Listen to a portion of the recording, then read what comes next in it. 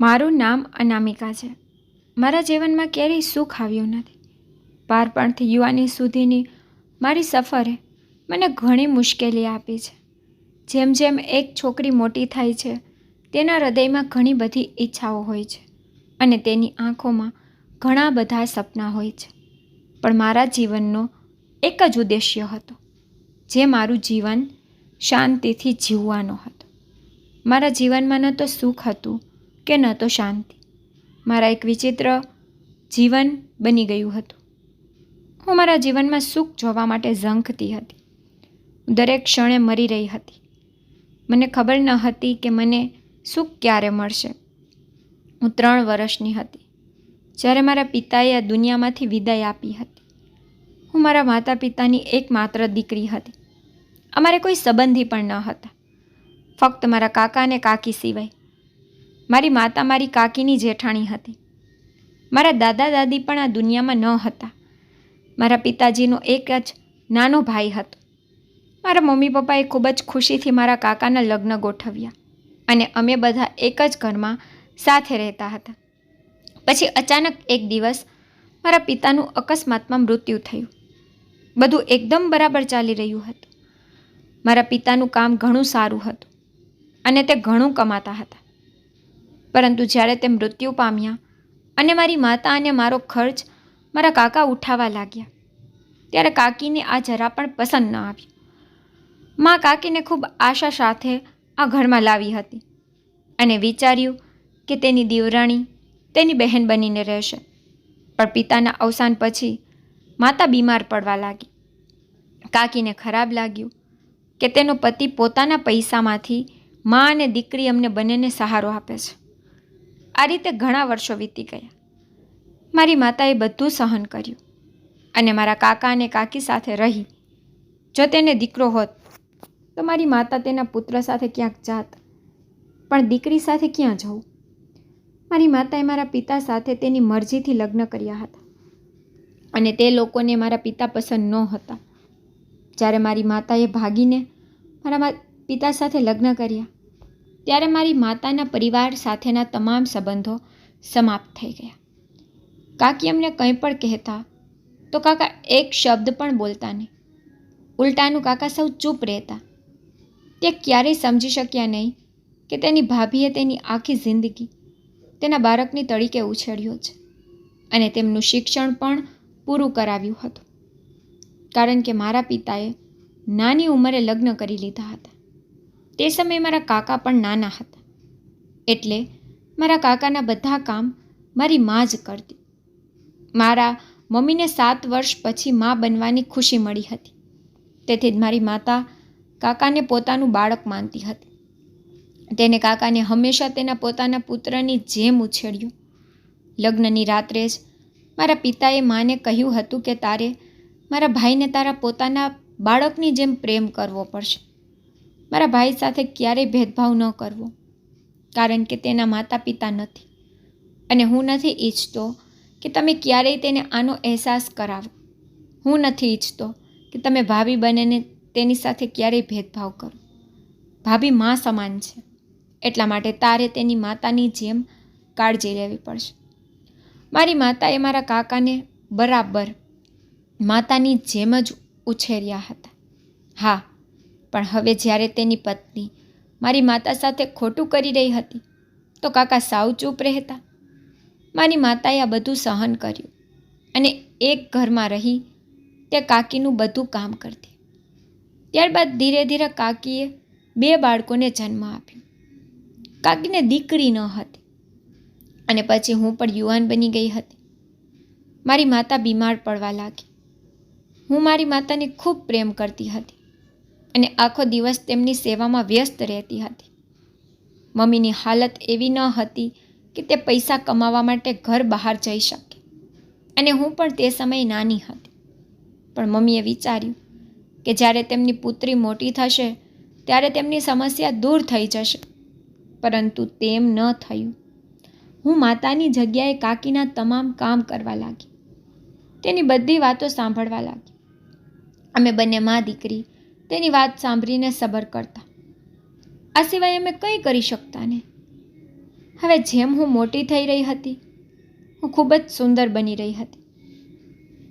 દરેક મારા ખૂબ વખાણ કરતા હતા. તેથી જ કાકી મને ખૂબ નફરત કરતી હતી. કાકા મને ખૂબ પ્રેમ કરતા હતા, કારણ કે તેણે બાળપણથી જ મને તેના ખોરામાં ઉછેરી હતી. હું અને મારી મા મારી કાકી સાથે સારું વર્તન કરતા, પણ કાકીએ ક્યારેય અમારી પરવા કરી નહીં. મેં તેમને ક્યારેય પલટી જવાબ આપ્યો ન હતો. મા મને કહેતી કે દીકરી ધીરજ રાખ, ભગવાન હંમેશા ધીરજ રાખનારોની સાથે રહે છે. હું મારી કાકીને ખૂબ ઇજ્જત આપતી હતી. જ્યારે હું ભગવાનને પ્રાર્થના કરતી કે મારી કાકી સુધરે, જેથી અમારા ઘરનું વાતાવરણ પણ સુધરે. પરંતુ કહેવાય છે કે કેટલાક લોકો ક્યારેય બદલી શકતા નથી, કારણ કે તેઓ તેમની આદતોથી મજબૂર હોય છે. હવે મારી મા બીમાર હતી અને પથારીમાં હતી, અને મારી કાકી આખો દિવસ રાણીની જેમ ઘર પર રાજ કરતી હતી.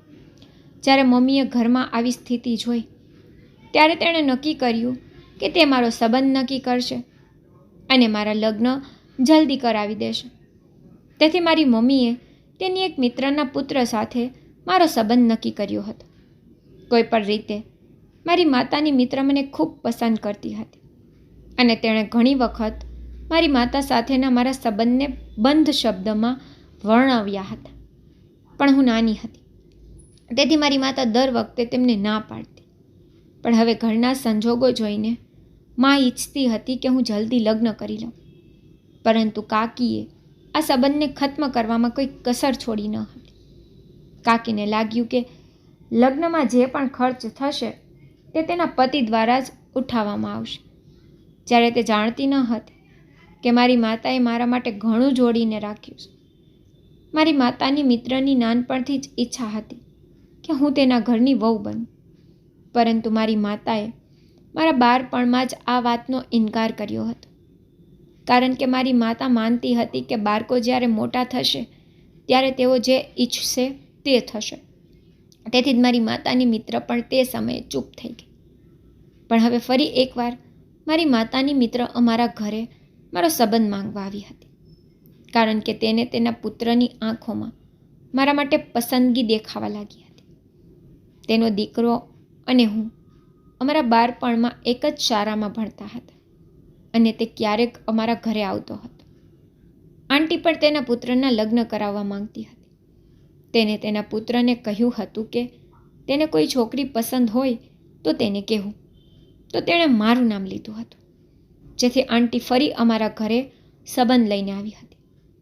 મમ્મીએ જ્યારે મારી મરજી પૂછી, ત્યારે મેં બધું મારી માતા પર છોડી દીધું હતું, કારણ કે હું કોઈને પસંદ કરતી ન હતી. મને આ સંબંધ સામે કોઈ વાંધો ન હતો. મને તેનો પુત્ર પણ પસંદ હતો.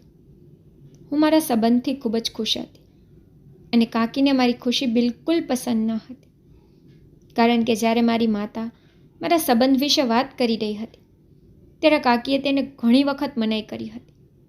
પણ મમ્મીએ કાકીની વાત ન સાંભળી, એટલે કાકી મારા મંગેતર ખિલાફ કાકાને બોલવા લાગી. એક બે વાર જ્યારે કાકાએ મારી માતાને મારા મંગેતર વિશે કહ્યું, તો માં સમજી ગઈ કે કાકા પણ મારી કાકીના કહેવામાં આવી ગયા છે. તેથી મારી માતાએ પહેલાં મારી સગાઈ કરાવી અને જલ્દીથી જલ્દી લગ્ન કરવાનું પણ કહ્યું હતું. જ્યારે કાકીએ જોયું કે તેના બધા પ્લાન નિષ્ફળ ગયા છે, તો પછી તે ચૂપચાપ બેસી ગઈ હતી, કારણ કે હવે આ સિવાય તેની પાસે બીજો કોઈ વિકલ્પ ન હતો. પણ જ્યારે મમ્મી સૂતી હોતી, ત્યારે કાકી મને કહેતી કે તારું તે છોકરા સાથે અફેર હશે, તેથી તારી માએ ચૂપચાપ સંબંધ નક્કી કર્યો, અને આ જ કારણ છે કે તે આટલા જલ્દી લગ્ન કરવાનું કહી રહી છે. કાકીની વાત સાંભળીને હું સતબત થઈ ગઈ. હું એમની વાત સાંભળીને રડી પડતી અને એમને મારી સફાઈ આપવા લાગતી કે કાકી એવું કંઈ નથી.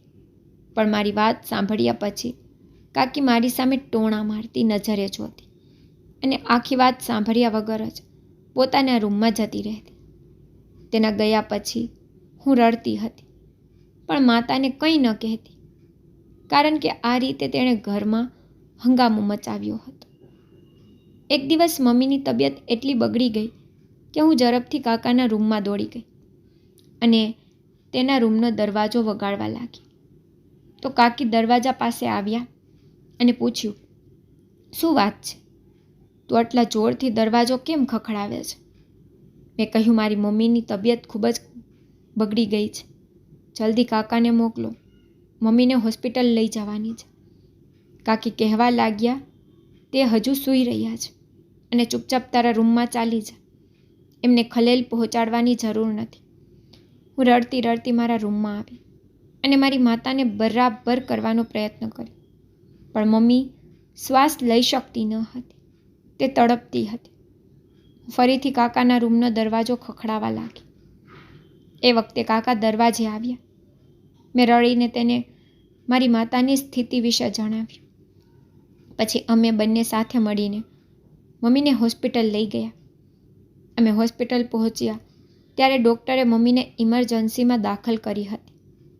હું એ બંધ દરવાજા તરફ વારંવાર તાકી રહી હતી.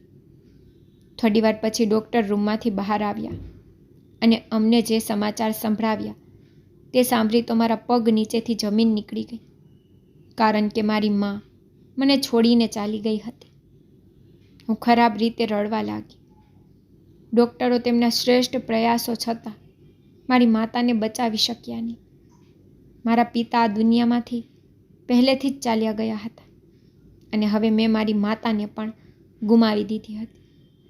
મારી માતાના અંતિમ સંસ્કાર થઈ ગયા, પરંતુ હવે મારું જીવન પહેલાં કરતાં વધુ ખરાબ થઈ ગયું હતું. કાકીએ મારો સંબંધ પણ મારી મમ્મીની મિત્રના દીકરા સાથે તોડી નાખ્યો. તે દિવસે હું ખૂબ રડી હતી. કાકી મારી પાસે ઘરના બધા કામ કરાવતી અને હું થાકીને ચૂર થઈ જતી હતી. હવે તે મને મારવા પણ લાગી હતી. તેને કાકાને મારી સામે ઉશ્કેર્યા અને કાકાને કહેવા લાગી કે તમારી ભત્રીજીનું પાડોશીના છોકરા સાથે અફેર છે. પણ મને દુઃખ થયું કે કાકાએ તેની પત્નીની વાત સાંભળીને માની લીધી. તેને તેની ભત્રીજી પર વિશ્વાસ ન કર્યો અને તેથી કાકા ખૂબ ગુસ્સે હતા. તેણે મારા લગ્ન કરવાનું નક્કી કર્યું. પહેલાં તે લોકોએ મારો સંબંધ સમાપ્ત કર્યો હતો. હવે તેણે કહ્યું કે તે મારા લગ્ન કરવા માંગે છે અને મને જલ્દી ઘરની બહાર કાઢી મૂકવા માંગે છે. કાકાએ કાકીને કહ્યું કે મારા માટે સારો સંબંધ શોધો અને કાકીએ મારા સંબંધની શોધખોળ કરી હતી અને પછી સાદાઈથી મારા લગ્ન કરાવી દીધા હતા અને મને મારા સાસરે મોકલી દેવામાં આવી હતી. મારી ઈચ્છાઓની હત્યા કરવામાં આવી હતી. મને ગમતા છોકરા સાથે મારા લગ્ન થયા ન હતા અને મને ખબર નથી કે તેણે મારા લગ્ન કોની સાથે કર્યા. મને આની પણ ખબર ન હતી કે તે કોણ હતો અને તે કેવો હતો. બસ મેં ચૂપચાપ મારા કાકા અને કાકીની વાત માની અને આ ઘરે આવી, કારણ કે મારી પાસે તેમની આજ્ઞા પાળવા સિવાય બીજો કોઈ વિકલ્પ ન હતો. મારા સાસરિયાના ઘરમાં મારા પતિ અને સાસુ સિવાય બીજું કોઈ ન હતું. મારા લગ્ન એટલી સાદી રીતે થયા કે મારા સાસુ અને પતિ એકલા આવ્યા અને મને તેમના ઘરે લઈ ગયા. મારા લગ્ન દૂર એક ગામમાં થયા હતા. મારા કાકા અને કાકીએ મને દહેજમાં કંઈ આપ્યું ન હતું. આ ઘર ઘણું નાનું હતું અને અહીં ગરીબી જ હતી, જ્યારે અમારું ઘર ઘણું મોટું હતું. આ ઘરને જોઈને હું રડી રહી હતી અને મારા આંસુ છુપાવવાનો પ્રયત્ન કરી રહી હતી, કારણ કે મને ખબર હતી કે અહીં આવ્યા પછી તો હું બરબાદ થઈ ગઈ છું. મારી સાસુ મને મારા રૂમમાં લાવી, જ્યાં તૂટેલો પલંગ અને તૂટેલી અલમારી હતી. આ સિવાય આ રૂમમાં કોઈ સુવિધા પણ ન હતી. ભારે ગરમી હતી, આમ છતાં અહીં કોઈ પંખો ન હતો. માત્ર એક નાનો બલ્બ સળગી રહ્યો હતો. પણ મારી સાસુનું વર્તન સારું હતું. તેને કહ્યું, દીકરી, અમે ચોક્કસ ગરીબ છીએ, પણ અહીં અમે તને અમારી ઈચ્છા મુજબ ઘણો પ્રેમ આપીશું. મારી સાસુની વાતચીત સાંભળીને મને લાગ્યું કે જાણે મેં પ્રેમભર્યા શબ્દો સાંભળ્યાને ઘણા દિવસો થઈ ગયા છે. તેની વાત સાંભળીને હું ઘરની પરિસ્થિતિ પર રડવાનું ભૂલી ગઈ અને મને તેની વાત ખૂબ પસંદ આવી. તેણે મને વહુ નહીં પણ દીકરી કહીને બોલાવી હતી. મારા મન પરનો બોજ હળવો થયો હતો. હવે મારે મારા પતિને મળવાનું બાકી હતું. ઘણું મોડું થઈ ગયું હતું. મારા પતિની રાહ જોતા થોડી વાર વીતી ગઈ હતી જ્યારે મેં દરવાજો ખોલવાનો અવાજ સાંભળ્યો. મારા પતિ રૂમની અંદર આવ્યા. પછી મારા પતિ આવીને મારી નજીક બેસી ગયા અને તેને મોં દેખાડવાનું ગિફ્ટ આપ્યું. ભલે તે નાનો આર્ટિફિશિયલ જ્વેલરી સેટ હતો, પણ મારા માટે તે હીરા અને ઝવેરાતથી ઓછો ન હતો. મારા હાથ પર હાથ રાખીને મારા પતિએ મને કહ્યું કે તમે ખૂબ જ સુંદર છો. હું તમને જીવનભર ખુશ રાખીશ. આ સાંભળીને મને એક વિચિત્ર આનંદનો અનુભવ થયો. મેં વિચાર્યું કે ચાલો ઠીક છે, મને સાસરું તો સારું મળ્યું ને. અમે વાત કરી રહ્યા હતા ત્યારે અચાનક મારા રૂમનો દરવાજો વાગવા લાગ્યો. મારા પતિ કહેવા લાગ્યા કે હું જોઉં છું કે દરવાજા પર કોણ છે. કદાચ માં હશે.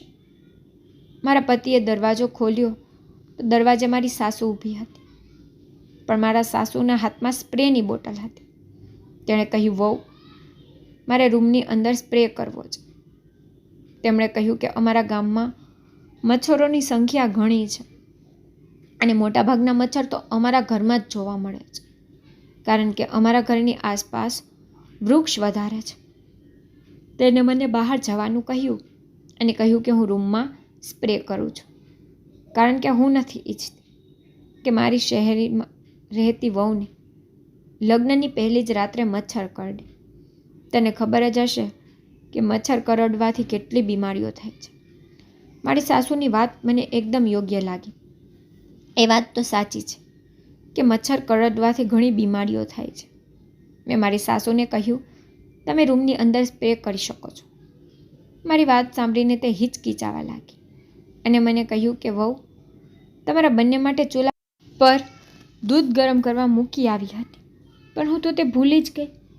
હું સ્પ્રે કરું છું, તમે રસોડામાં જઈને જરા દૂધ તપાસો, નહીંતર મને રસોડું સાફ કરવું ભારે પડી જશે. મેં હા કહી અને હું રૂમમાંથી નીકળી ગઈ અને પછી હું રસોડામાં આવી. તે એક નાનું રસોડું હતું, પણ મને એ જોઈને નવાઈ લાગી કે ચૂલા પર દૂધ ન હતું અને ગેસ પણ ચાલુ ન હતો. હું આસપાસ જોવા લાગી. મને લાગ્યું કે કદાચ મારા સાસુને ભૂલ થઈ હશે. હું મારા રૂમમાં ગઈ તો મારી સાસુ સ્પ્રે કરી ચૂકી હતી. મેં કહ્યું, મમ્મી, રસોડામાં ચૂલા પર દૂધ રાખ્યું નથી. તો તેને કહેવાનું શરૂ કર્યું કે હું ભૂલી ગઈ હઈશ. કદાચ મને ભૂલ થઈ હશે કે હું ચૂલા પર દૂધ રાખીને આવી છું. ઠીક છે, હવે તમે લોકો આરામથી સૂઈ જાઓ. રાત બહુ થઈ ગઈ છે. આટલું કહીને મારી સાસુ હાથમાં સ્પ્રેની બોટલ સાથે રૂમમાંથી નીકળી ગઈ. જ્યારે મારા પતિએ રૂમનો દરવાજો બંધ કરી દીધો હતો, તેને કહેવાનું શરૂ કર્યું કે હા, આપણા ઘરમાં ઘણા મચ્છરો છે, તમને બહુ હેરાન કરશે.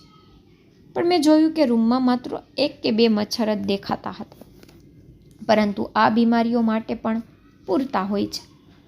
તે પછી મારા પતિ ફરી મારી નજીક આવ્યા, પણ વિચિત્ર વાત એ હતી કે અચાનક મારા પતિને છીંક આવી. એક છીંક આવ્યા પછી મારા પતિને સતત 7-8 છીંક આવી. મને લાગ્યું કે કદાચ મારા પતિને શરદી છે. મેં મારા પતિને કહ્યું, તમે ઠીક છો? મેં મારા પતિને સ્પર્શ કરતા કહ્યું, પણ મારા પતિએ મારો હાથ દૂર કરી નાખ્યો. મારા પતિને જોઈને મને આશ્ચર્ય થયું.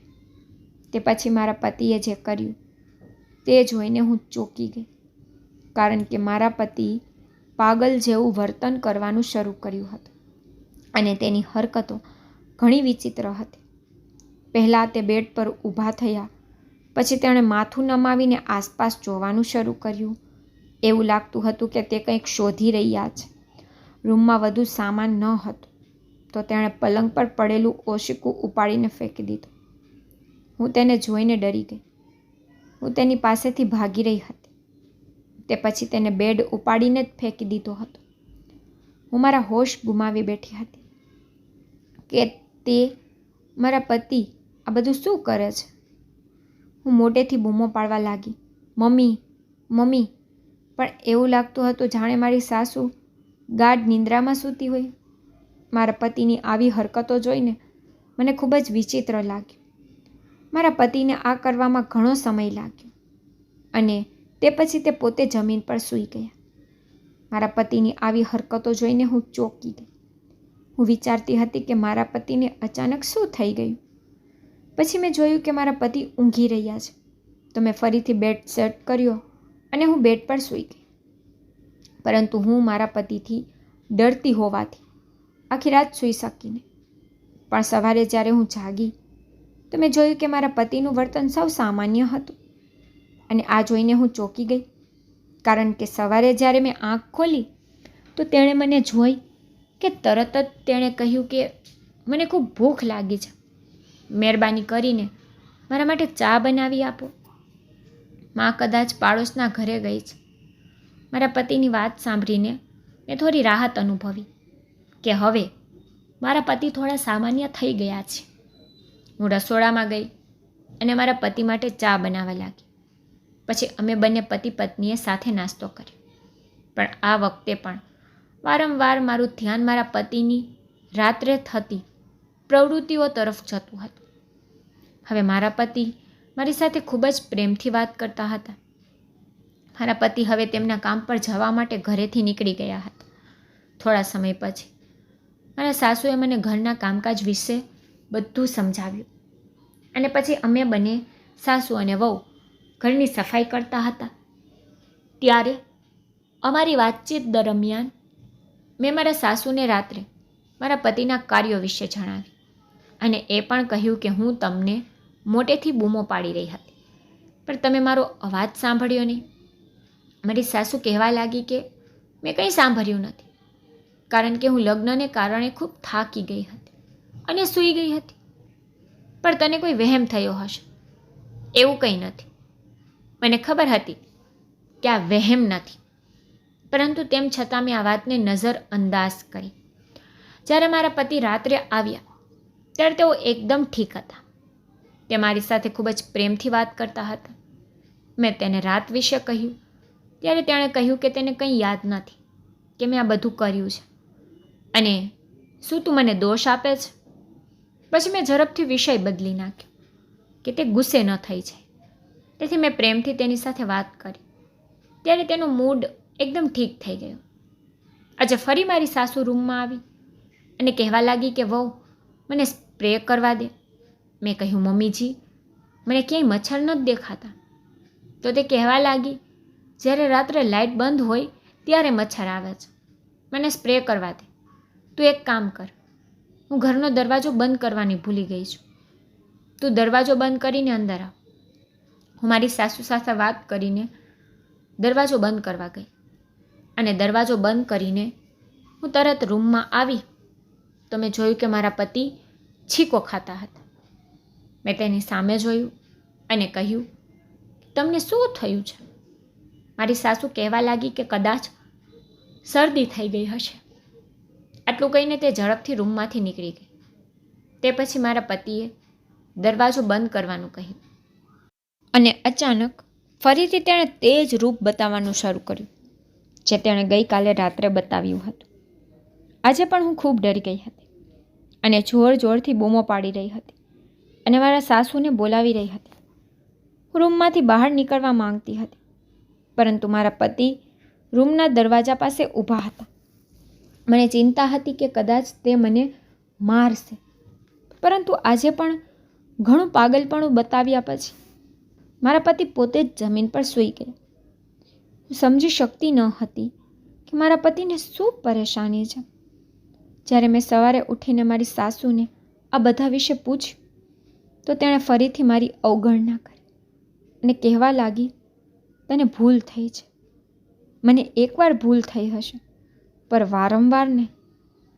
પછી થોડા દિવસો આમ જ વીતી ગયા અને દરેક વખતે મારી સાસુ મને કહેતી કે તને ભૂલ થઈ હશે. લગ્ન પછી મારા કાકા અને કાકી મને મળવા આવ્યા ન હતા. હું પણ તેના ઘરે જવા માંગતી ન હતી. હવે ગમે તે હતું, અમારું ઘર હતું. મારી સાસુનો સ્વભાવ મારી સાથે ઘણો સારો હતો, જ્યારે મારા પતિનો સ્વભાવ પણ સારો હતો. મારા પતિને જે પણ થતું હતું તે ફક્ત રાત્રે જ થતું હતું, પરંતુ હવે મને ખબર પડી કે મારા પતિની યાદશક્તિ પણ નબળી પડી રહી છે. તે પોતે પોતાની વસ્તુઓ રાખતા અને ભૂલી જતા. મેં મારા પતિની ખૂબ કાળજી લીધી. ભલે મારા પતિ પાગલ જેવું વર્તન કરતા, પરંતુ તેણે ક્યારેય મને નુકસાન પહોંચાડવાનો પ્રયાસ કર્યો ન હતો. મારા પતિ દરરોજ આવું જ કરતા હતા. પણ હવે હું જોઈ રહી હતી કે મારા પતિ બીમાર પડવા લાગ્યા હતા અને કામ પર પણ જતા ન હતા. મેં મારી સાસુને ઘણીવાર કહ્યું કે આપણે તેને ડૉક્ટર પાસે લઈ જઈએ, પરંતુ તે મને કહેતી કે મારી પાસે એટલા પૈસા નથી કે હું તેને ડૉક્ટર પાસે લઈ જાઉં. મને મારા લગ્નમાં એક ઘરેણું પણ મળ્યું ન હતું જેને હું મારા પતિની સારવાર કરવા માટે વહેંચી શકું. મને ખબર ન હતી કે મારે શું કરવું. મારા પતિની હાલત એવી થઈ ગઈ હતી કે તેઓ પથારીમાંથી ઉઠતા પણ ન હતા અને હું કંઈ કરી શકતી ન હતી. આમને આમ ઘણા દિવસો વીતી ગયા, પરંતુ હું ધીરે ધીરે સમજવા લાગી કે મારા સાસુના બહાર જતાં મારા પતિને છીંક આવે છે અને પછી મારા પતિનો દેખાવ સાવ બદલાઈ જાય છે. હું સમજી શકતી ન હતી કે શા માટે હું મારા સાસુ પર શંકા કરી રહી હતી, કારણ કે તે ખૂબ સારી હતી. મારે તેમના વિશે એવું ન વિચારવું જોઈએ. તે તો મારી ખૂબ કાળજી લે છે. આમને આમ ઘણા દિવસો વીતી ગયા. હું મારા પતિ વતી ખૂબ જ ચિંતિત હતી, કારણ કે તે દિવસે ને દિવસે બીમાર થઈ રહ્યા હતા. મારા પતિ મારી સાથે વાત પણ કરતા નહીં, કારણ કે તેઓ એટલા બીમાર હતા કે તેઓ પથારીમાંથી ઉઠી પણ શકતા ન હતા. તેને પાગલ જેવી હરકતો પણ કરવાનું બંધ કરી દીધું હતું.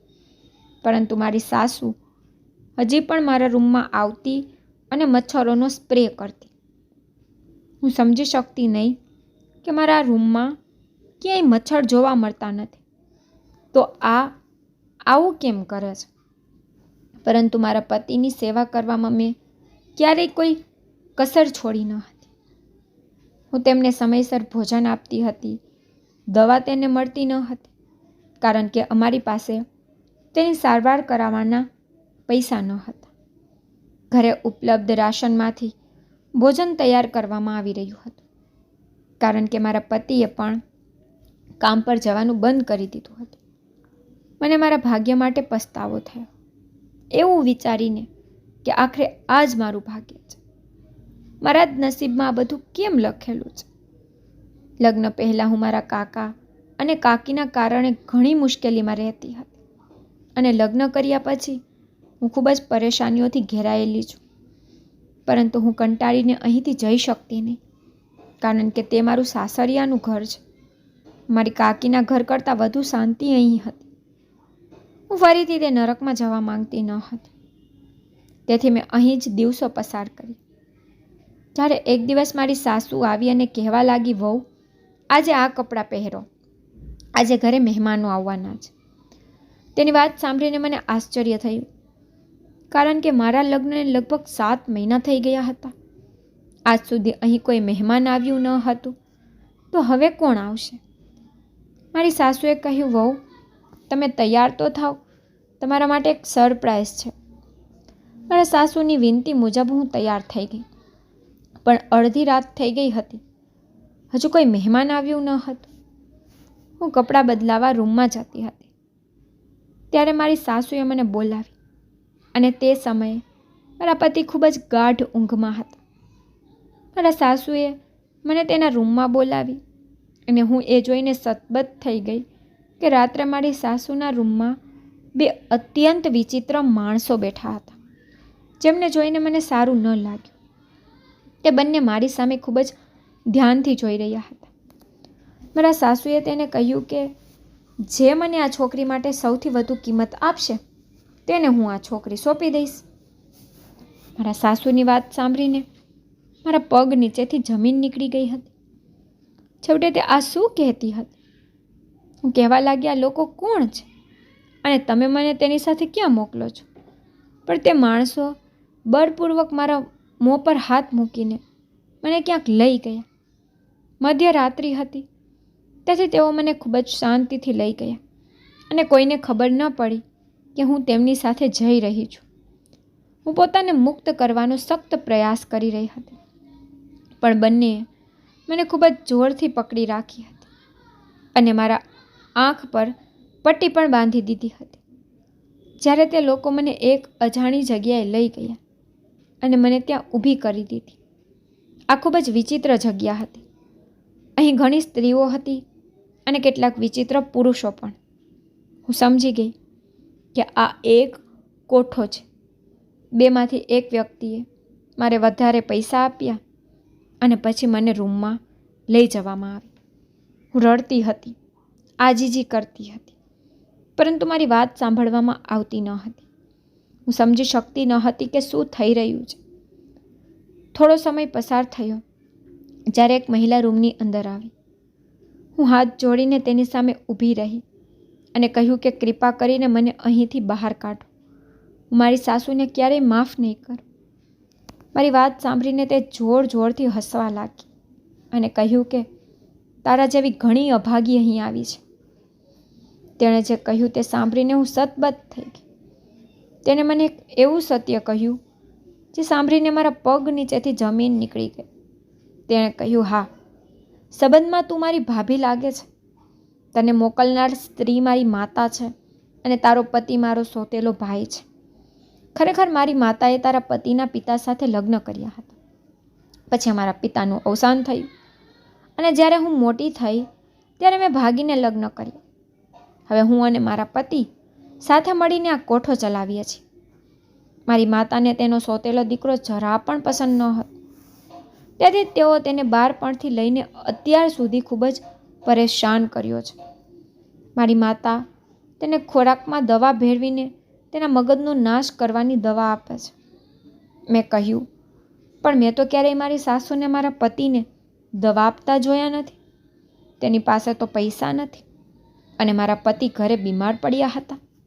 તો તેણે કહ્યું કે હા, મારી માતા પાસે પૈસા નથી કારણ કે હું મારી માતા પાસેથી સુંદર છોકરીઓ ખરીદું છું. તે મારા ભાઈના લગ્ન કરાવે છે. તમે મારા ભાઈની ચોથી પત્ની છો. મારી માતા મારા ભાઈને એવી સ્પ્રેમાં દવા આપે છે જેના કારણે મારા ભાઈની માનસિક સ્થિતિ નબળી પડી જાય છે અને જ્યારે દવાની અસર તેના પર થાય છે ત્યારે તે પાગલ જેવું વર્તન કરવા લાગે છે. અત્યાર સુધી મારી માતા ગામડાની જ અભણ છોકરીઓ લાવે છે, પણ આ વખતે મારી માએ તારો સંબંધ મળ્યો. પણ સાંભળ્યું હતું કે તું શહેરની રહેવાસી છો અને શહેરની છોકરીઓ વધુ ભણેલી હોય છે. તેથી દવા આપવાને બદલે મારી માતાએ આ વખતે સ્પ્રેનો ઉપયોગ કર્યો જેથી તને કોઈ શંકા ન થાય.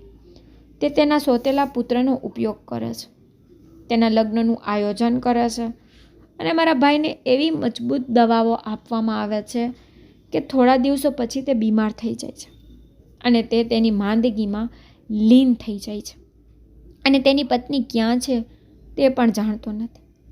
તારી સાથે પણ કંઈક આવું જ થયું છે. મારી માતાએ સ્પ્રે પર દવા નાખી જેના કારણે થોડા સમય પછી તે હોશ ગુમાવી બેસે. પણ હવે તું અહીં કોઠે રહીશ અને અહીં ધંધો કરીશ અને આ રીતે મને પૈસા મળશે. છોકરીઓ ધંધો કરે છે અને જે પણ પૈસા આવે છે મારી માતા અને હું તેને અડધા ભાગમાં વહેંચીએ છીએ. તારો પતિ હવે એટલો બીમાર છે કે તેને ખબર પણ નહીં પડે કે તું તેને છોડીને અહીં ચાલી આવી છો. હવે પૈસા મળ્યા પછી મારી માતા તેને થોડા દિવસો સુધી સ્પ્રેમાં દવા નહીં આપે તો તે જાતે ઠીક થઈ જશે.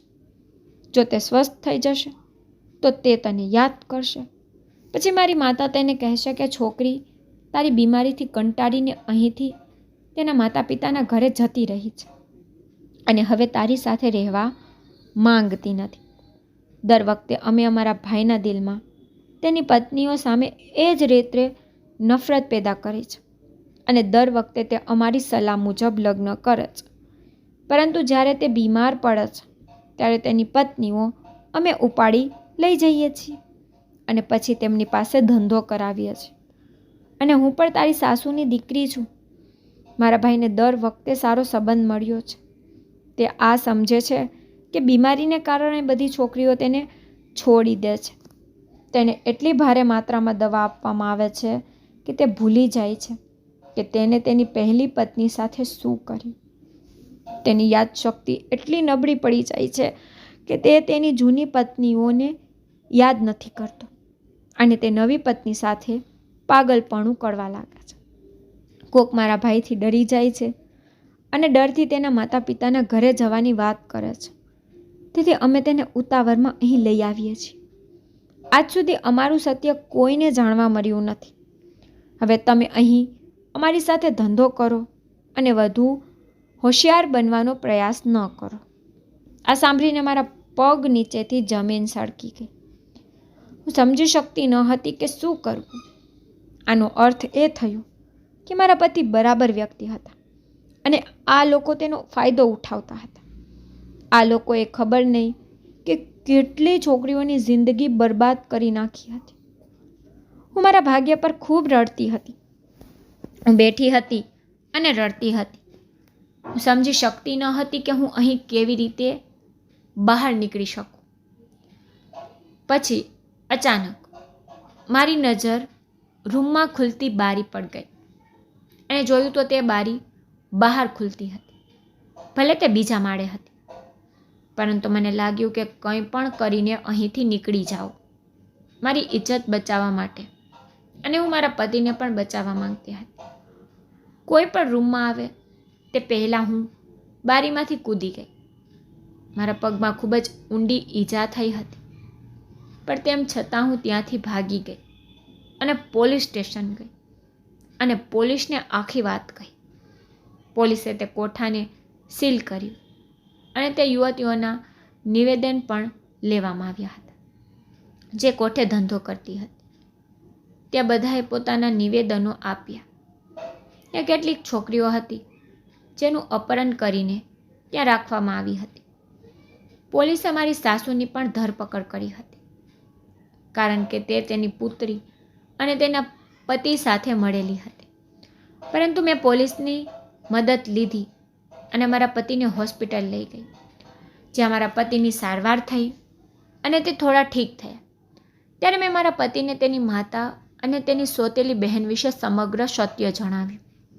જ્યારે મારા પતિ ધીરે ધીરે સ્વસ્થ થવા લાગ્યા ત્યારે તેમના જીવનની આખી વાત સાંભળીને તેને ખૂબ જ દુઃખ થયું અને પછી તેમણે મારી સામે હાથ જોડીને તેમની મા અને બહેન વતી માફી માંગવાનું શરૂ કર્યું. પણ આમાં મારા પતિનો કોઈ દોષ જ ન હતો, કારણ કે તે પોતે તેના હોશમાં ન હતા. પણ મેં મારી સાસુ અને નણંદને સજા આપવામાં કોઈ કસર છોડી નહીં. તે બંનેને અને તેના સમગ્ર ટીમને કડી સજા આપવામાં આવી હતી. મારા પતિને સમજાયું કે સોતેલી મા સોતેલી જ હોય છે. સગા માતા પિતા જ હંમેશા તેમના બાળકોની સંભાળ રાખે છે. જેમ હું હતી, મારા કાકા કાકીએ મારા માતા પિતાના અવસાન પછી મને કોઈ સાથ ન આપ્યો. મને હંમેશા મારા ઘરની ધૂળ ગણી. મારા પતિ સાથે પણ કંઈક આવું જ થાય. તે મારા પતિ સામે સારું વર્તન કરતી હતી, પરંતુ તો ક્યારે તેની વાસ્તવિકતા માતા બની શકી નહીં. મારી સાસુ રાતે રૂમમાં આવી મારા પતિના મોઢા પર સ્પ્રે કરતી અને તે પાગલ થઈ જતા. પણ હવે ભગવાને મારા પતિને સારી નોકરી આપી દીધી છે. હવે હું મારા ઘરમાં એકલી રહું છું. મારા સાસુને જેલ થઈ ગઈ છે. આ રીતે અમે બંને પતિ અને પત્ની સારું અને સુખી જીવન જીવીએ છીએ. પણ આજે પણ જ્યારે હું એ સમયને યાદ કરું છું ત્યારે મારા હોશ ઉડી જાય છે. તો જો તમને મારી સ્ટોરી પસંદ આવી હોય તો લાઈક શેર સબસ્ક્રાઈબ જરૂરથી કરજો અને કમેન્ટમાં મને જરૂરથી કહેજો કે તમને મારી સ્ટોરી કેવી લાગે છે. Thank you.